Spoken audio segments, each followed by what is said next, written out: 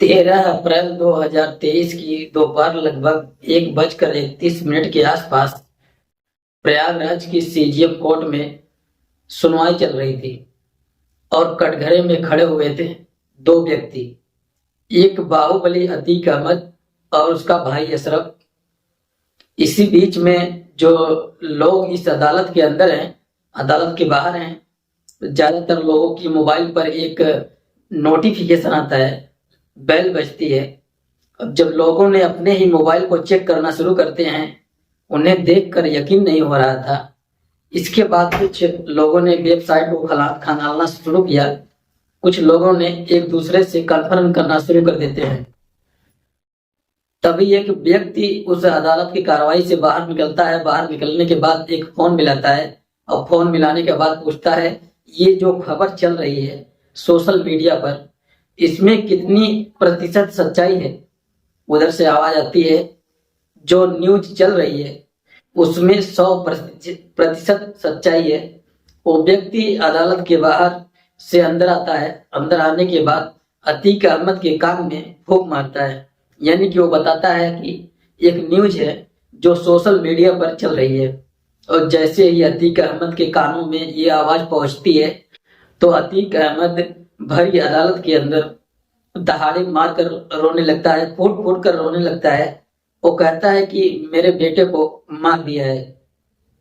तभी लोगों को यकीन हो जाता है, ये पूरे देश में ज्यादातर लोगों के मोबाइल पर मैसेज चल रहा था, वो सही है। और उसके बाद फिर देश भर की मीडिया में ये मैसेज तेजी के साथ वायरल होता है। वो व्यक्ति जो लोगों की हत्याएं करता था, जान लिया करता था, वो व्यक्ति जब तक गोलियां मरवाता रहता था, जब तक कि सामने वाला मर ही नहीं जाता, वो व्यक्ति आज अपने बेटे के मरने पर फूट फूट कर रो रहा था। आज उसके खानदान में, आज उसके परिवार में ये पहली हत्या थी। या तो उसने किसी की हत्या की थी या फिर उसके लिए किसी ने गोलियां खाई थी, लेकिन अतीक अहमद ने कभी गोलियां नहीं खाई थी। आज ये पहला ऐसा मामला था जब अतीक अहमद के परिवार से कोई गया था। नमस्ते, प्रणाम, हर हर महादेव। मैं ओम प्रकाश पाल। आज की जो सच्ची घटना मैं आपको सुनाने जा रहा हूँ, ये सच्ची घटना शुरू होती है इलाहाबाद से। दरअसल जिसको लोग आजकल प्रयागराज के नाम से जाने जाते हैं। प्रयागराज का एक चकिया मोहल्ला है, वहां का रहने वाला एक टांगे वाले और टांगा चलाया करता था, नाम फिरोज अहमद। अब जरा इस जाहिर सी बात है, सहज ही अंदाजा लगाया जा सकता है कि एक टांगे वाला टांगे में सवारियों को बैठाकर वो कितने रुपए कमाता था। उस टांगे वाले के घर में एक बेटा पैदा होता है जिसका नाम रखा जाता है अतीक अहमद। और अतीक अहमद ने 17 साल की उम्र में पहला मर्डर करता है। तभी लोगों की जुबान में उसका नाम सुर्खियों में आने लगता है। उस इलाके का एक बड़ा बदमाश था, बड़ा गुंडा था, उसका नाम होता है चांद बाबा। चांद बाबा के साथ जुड़ जाता है और गुंडागर्दी चरम सीमा पर करने लगता है। और तभी उसे ख्याल आता है कि ये गुंडागर्दी से करने से कोई भला होने वाला नहीं है, बाहुबली बनने से कोई भला नहीं होने वाला है, इसलिए राजनीतिक में आना चाहिए। राजनीतिक में आने के लिए साल 1989 में वो विधानसभा की तैयारी करता है। और चांद बाबा को इस बात पर बहुत गुस्सा आता है। चांद बाबा के बीच में और इसके बीच में आपस के बिगाड़ खाते हो जाते हैं और बिगाड़ ज्यादा हो जाता है। प्रयागराज का रोशन बाग में एक जब्बार होटल है, वहां पर ये चांद बाबा बम मार रहा था, लेकिन आज किसी ने किसी को मरना ही था।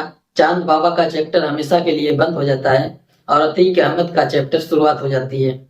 एक तरफ वो विधायक बनता है और साथ ही उसने अपने कुछ गुंडों के साथ, कुछ गुर्गों के साथ मिलकर पैसे कमाने शुरू कर देता है। चाहे किसी की हत्या करना हो तो उसे कोई एतराज नहीं था। कितने लोग ऐसे थे जो डर की वजह से थाने चौकी जाना पसंद नहीं करते थे। उन्हें पता था कि एक गया तो गया, यदि हमने थाना चौकी जाकर ये शिकायत की तो परिवार के बाकी लोग बर्बाद हो जाएंगे, इसलिए वो शिकायत करने कोई जाता नहीं था। और उसकी शुरुआत हो जाती है कुछ ऐसे ही। लगातार वो अपराध करता था। बात है साल 1992 की। साल 1992 में 2.5 मिनट के अंदर लगभग 250 राउंड फायर किए गए थे। आसपास के इलाके में भी सनसनी फैल जाती है। आखिरकार क्या है? वो सनसनी फैलाने वाला कोई और नहीं था, अतीक अहमद उसका भाई अशरफ था।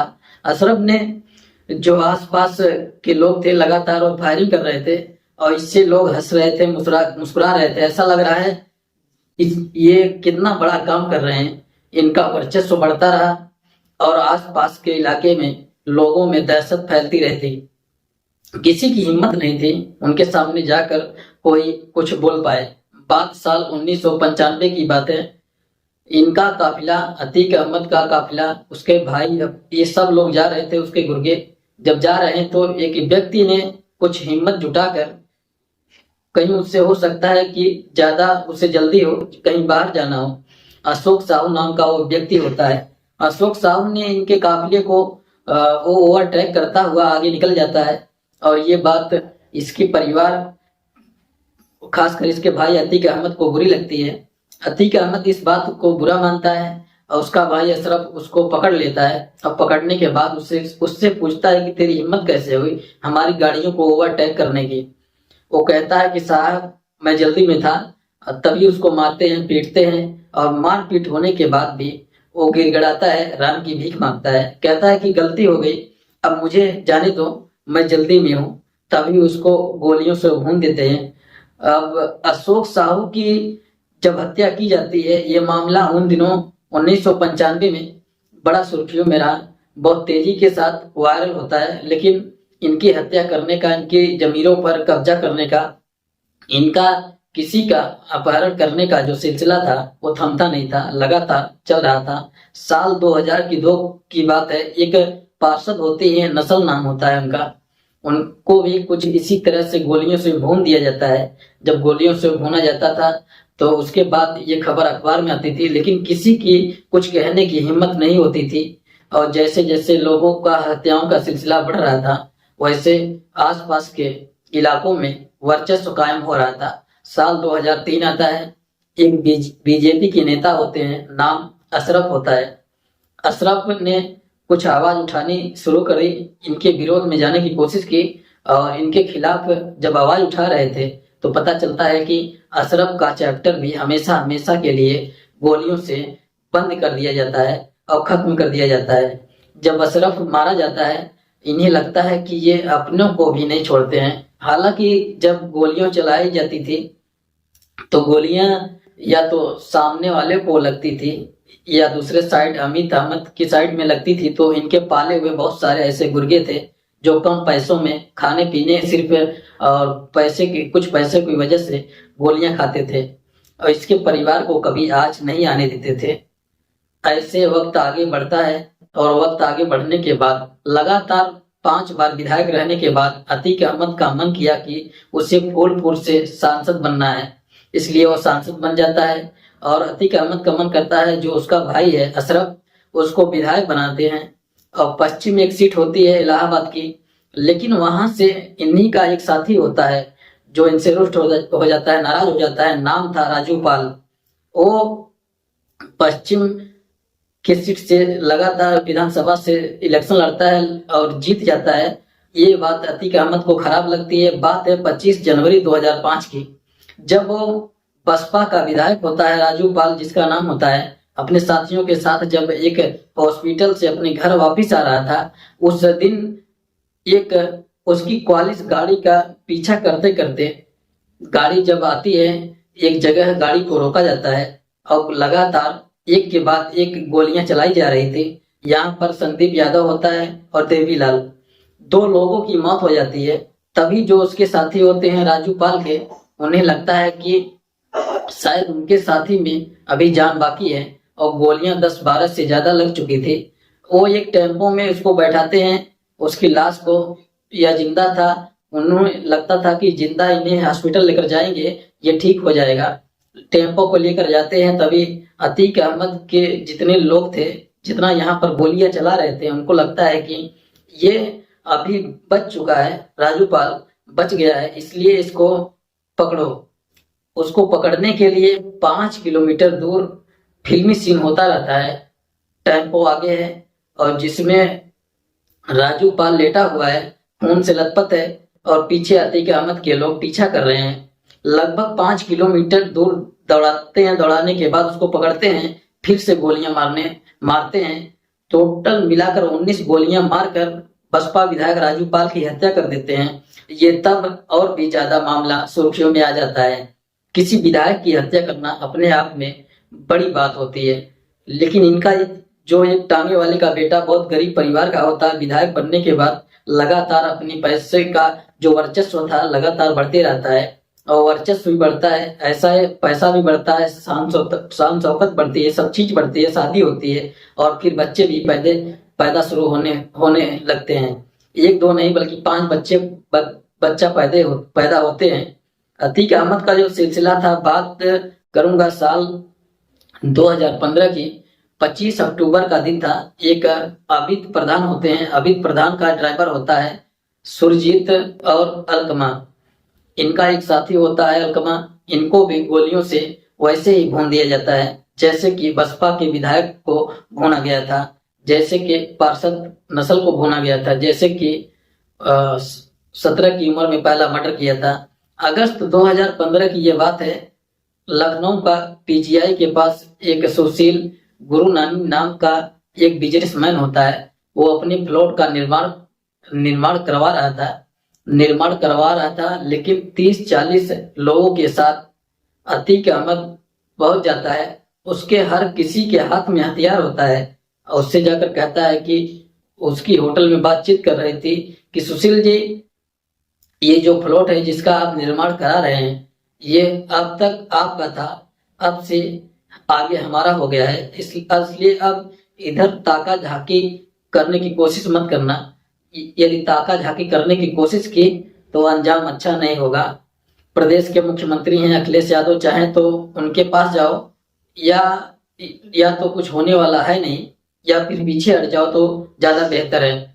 लेकिन सुशील ने हिम्मत नहीं हारी। सुशील पहुंच जाते हैं प्रदेश के बड़े बड़े अधिकारियों के पास। तब वहां से थोड़ी राहत मिलती है, लेकिन प्लॉट फिर भी नहीं मिलता। उस प्लॉट को न्यायालय में जाकर विवादों में फंसा दिया जाता है, और आज तक वो प्लॉट पर सुशील कभी कब्जा नहीं कर पाए। उनका बस मामला ऐसे ही चलता रहा। बात है साल 2018 की।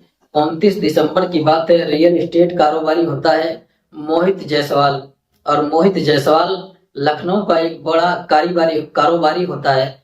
लखनऊ के कारोबारी का अपहरण कर लिया जाता है। अपहरण होता है तो अपहरण करने वाला कोई और नहीं था, अतीक अहमद का बेटा होता है, जो सबसे बड़ा वाला बेटा है, जिसका नाम है मोहम्मद उमर। उसका दूसरा बेटा होता है मोहम्मद अली। ये इसका अपहरण करते हैं। अपहरण करने के बाद देवरिया की जेल में ले जाते हैं। देवरिया के जेल में ले जाने के बाद वहां पीटते हैं। पीटने के बाद लगभग 40 करोड़ रुपए की संपत्ति के पर सिग्नेचर कराते हैं। फिर एसयूवी कार होती है, उसको भी कब्जा कर लेते हैं। और जब वो शिकायत करने पहुंचता है तो लोगों को यकीन नहीं हो रहा था कि जो जेल में पिटाई कर रहे थे उसको वीडियो वायरल होता है, और अतीक अहमद की गुंडागर्दी का लोगों को पता चलता है कि अतीक अहमद साल 2018 में भी कमजोर नहीं है, भले चाहे उत्तर प्रदेश के अंदर योगी आदित्यनाथ की सरकार भी हो। ये सब चलता रहता है, और ऐसे ही इसकी गुंडागर्दी वर्चस्व था बढ़ाने के लिए लगातार चल रहा था। इस बीच में हालांकि मायावती की सरकार जो पहले रही थी, काफी इसकी संपत्तियों को नुकसान पहुंचाया गया था, क्योंकि इसको गिरफ्तार करने की कोशिश की जा रही थी। ये गिरफ्तार नहीं हो रहा था। तब उसकी कुर्की कार्रवाई होती है, तब दिल्ली में सरेंडर करता है। सरेंडर करने के बाद इसको गिरफ्तार किया जाता है। गिरफ्तार करने के बाद इसको यूपी की जेल में रखा जाता है, लेकिन यहाँ से इसको सीधा गुजरात की साबरमती जेल में रखा जाता है। वहां रखने के बाद भी इसका गुंडागर्दी कम नहीं हो रहा था। इसने 44 सेकंड का एक वीडियो था जो सोशल मीडिया पर बहुत तेजी के साथ वायरल हो रहा था 24 फरवरी 2023 को, और वो वीडियो होता है धूमनगंज इलाके का। एक वकील होते हैं जिनका नाम होता है उमेश पाल। उमेश पाल राजू पाल के जो विधायक हुए थे, जिनका 2005 में मर्डर हुआ था, इनका बहुत खास दोस्त थे, जो राजू पाल के हत्याकांड के मुख्य गवाह होते हैं। जब अपने घर जा रहे थे, घर के अंदर एंट्री कर रहे हैं, तब वहां कई लोग आते हैं अलग अलग।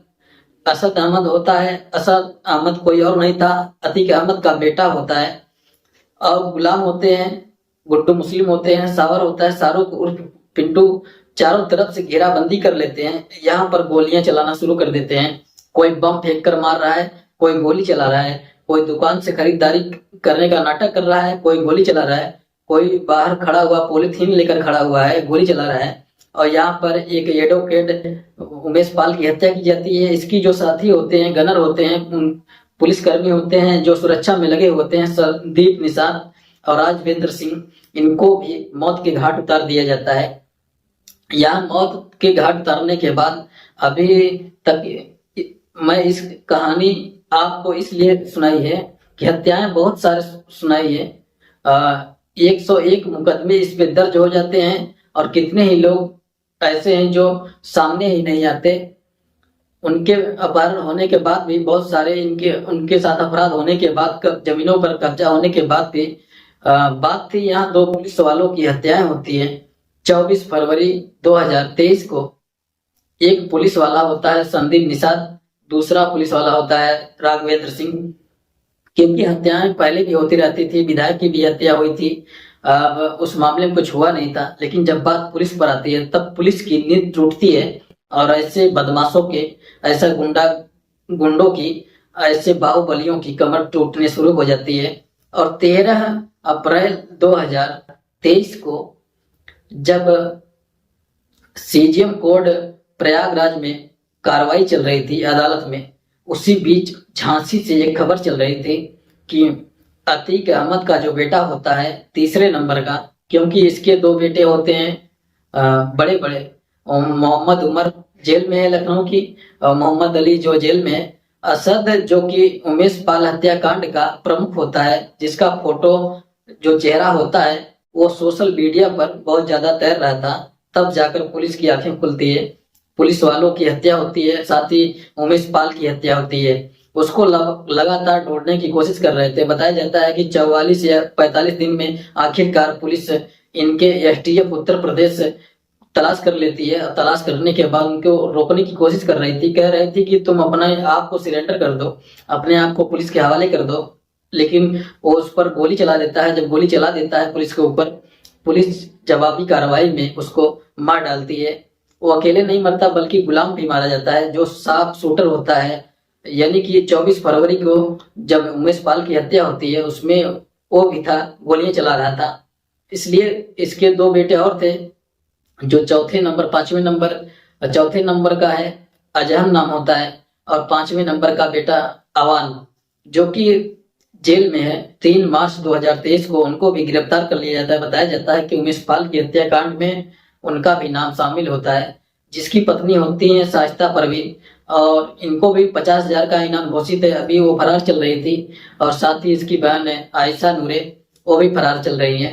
भाई अशरफ ने जो कि जेल में बंद है, हालांकि फिलहाल वो रिमांड पर है, लेकिन जो छोटे बच्चे हैं उनको रखा गया था बाल संरक्षण गृह में। अभी उनका उम्र 18 साल कंप्लीट नहीं हुई है। ये बात मैंने इसलिए बताने की कोशिश की है आपको, जब पिछले दिनों कानपुर में बिकरू में कई पुलिस वालों की हत्या हो जाती है और पुलिस वाले फिर अपने ही साथियों के हत्या का बदला लेने के लिए गाड़ी पलट देते हैं। गाड़ी पलटती है और उसमें बिकरू कांड का जो मुख्य आरोपी होता है वो मारा जाता है, विकास दुबे।